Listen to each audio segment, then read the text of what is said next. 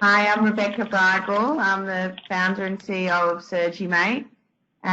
Thank you very, very much for getting online today to just talk a little bit about, obviously the impact that COVID's having on your practice and trying to manage it, at least from a surgical volume perspective, so that you're able to manage and track the cancellations, volume, and of course follow up with patients after this pandemic is over. The main thing that I kind of want to share is that, I'm delivering, I won't be delivering it, Justin, the VP of Sales and Business Development, will be delivering, a presentation about best practices in terms of cancellations and follow-ups and reporting. Obviously, you all have different workflows. You're utilising the system differently, so you'll, take whatever he says and think about how you want to handle it. Of course, feel free to talk to us about it, or be in touch with your account manager or via the support site. But really, what I want to say, at least, is that you're all on the front lines. You're speaking to patients, dealing with the surgical facilities, dealing with the surgeons. So, we're very conscious that you have a lot on. I just want to, I might, myself or Justin may not present something in the way that you would feel appropriate, and that's just because we're not in the place where you are, and we're taking it on what we've learned from our other clients and what we're seeing on the internet and the news. I'm not sure if the surgeries that are mainly being cancelled elective or necessary. That might be something that you also want to track, or you're able to sometimes naturally by the CPT code or the anaesthesia facility surgeon or from your notes. And then, of course, there's just, handling the cancellation reasons. It's always really important, just from a business perspective, to know why people are cancelling.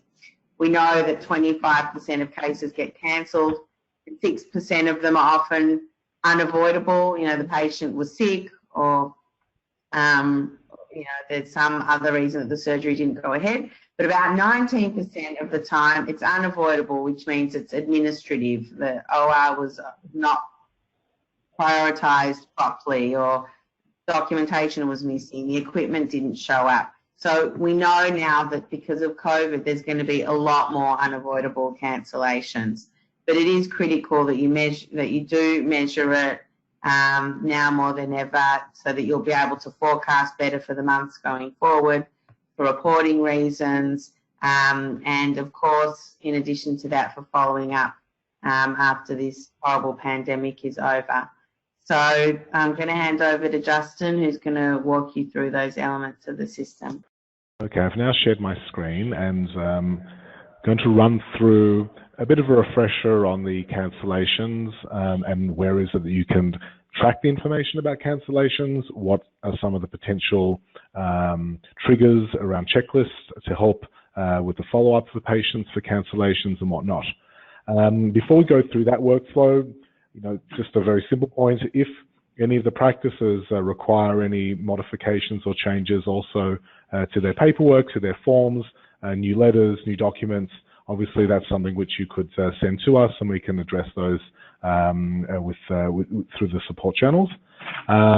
Just let us know what you would want, either a new form or a modification to a form. So firstly, when you look inside a particular surgery, so if I just go to the calendar, for example, now, and I open up a particular surgery for any of the patients, and we go to cancel that surgery, just open one up over here. So in the actions for surgery, as you're all probably aware, this is where is it that you can actually go off and do the cancellation. You can make whatever changes you want. Here I have added multiple reasons. Some groups may just want to have one. Some groups may want to have multiple reasons what they want to be tracking. So in this case, you may want to indicate it was cancelled as facility, not doing surgery, okay? And you can write those notes in and cancel the surgery. Once you've cancelled the surgery, you'll notice that in the performance, in the scheduling tab, to track all of the information.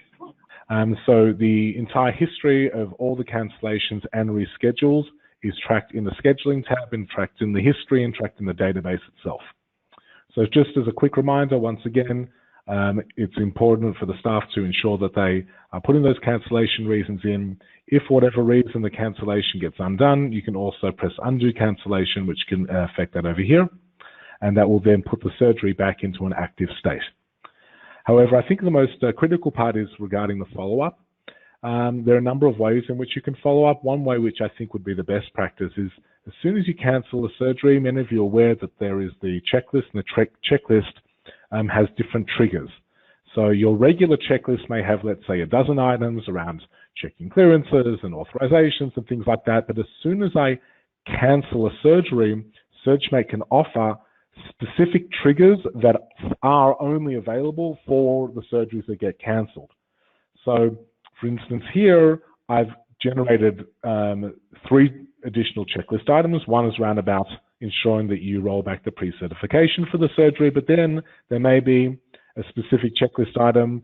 I put in 2 samples here for different protocols that may happen should the patient be cancelled because of COVID-19, either because they were maybe diagnosed or quarantined, or just in general because, let's say, the facility wasn't available to do the surgery at. So in this case, because this patient had it cancelled because the surgery center wasn't doing surgery, you may want to add in checklist items which will be assigned to specific staff members with a date.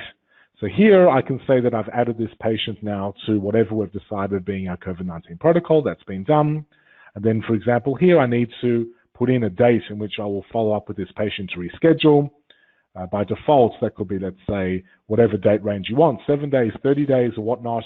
Of course, you can make that modification on the fly. So if you want to change the date, you can change it on the fly here. And when you go through that process of calling back the patient, then you can indicate that those items were done. Now, the advantage of doing it in this way is that when I go to my agenda view, I can then pull up a list of all of my patients in a specific set of all the patients that need that follow-up. So here, each checklist item is part of a checklist task group. So I can, for example, look here at all the patients that are within that task group over here. So, for example, I can see here, this is a list of patients who have actions that are either specifically related to the COVID-19. So I know that Emily is responsible for calling this patient, John Smith, to add them to the protocol in 0 days' time. I have to call back Justine to follow up with the patient to reschedule in 6 days' time. So this is a way in which you can keep that running list of those patients and who is responsible for making that follow-up call to potentially get them back onto the schedule. So we're able to document that and also add those triggers. So this is just an example of the different types of triggers. You know, the system is extremely, extremely flexible, and we're able to create whatever triggers which you would want post-cancellation. So if you have any requests or ideas of what you would want to have included as a follow-up trigger, please be in touch with us through the support desk, and we're able to make those modifications and add them into the system. So in addition to it being available in the agenda view, of course, in the overview, you have the ability to view a full report of all of your cancelled surgeries. So for example, here I can see a list of my cancelled surgeries for this particular reason. Okay, so I can see which ones are over here. I can add additional ones, okay, based on whatever I'd want. So here I've got a dedicated view, and that view has been set up to show me my surgeries that have been cancelled, who the patient is, etc. And here, this is where they stand with regards to the protocol. So have they completed it? Are they part of it? Or are they in the process of making sure that all the follow-up has happened? So this is another way in which you can see, not just showing me the patients where I need to take some action within the protocol that we've set up, to be in touch with the patients, to call them to reschedule the surgery, or to see what their status is with regards to the surgery. So that is what, you know, the quick refresher on how is it that Surgimate can help you with the tracking of the cancellations, and also the potential generation of new checklist items that can be added in to help you with the follow-up and the assignment of different staff members for the surgery. Finally, one other point over here is regarding the reports. And the reports over here also allow you to view a full history of all the surgeries that have been cancelled. We will be adding some dedicated reports to track cancellation reasons.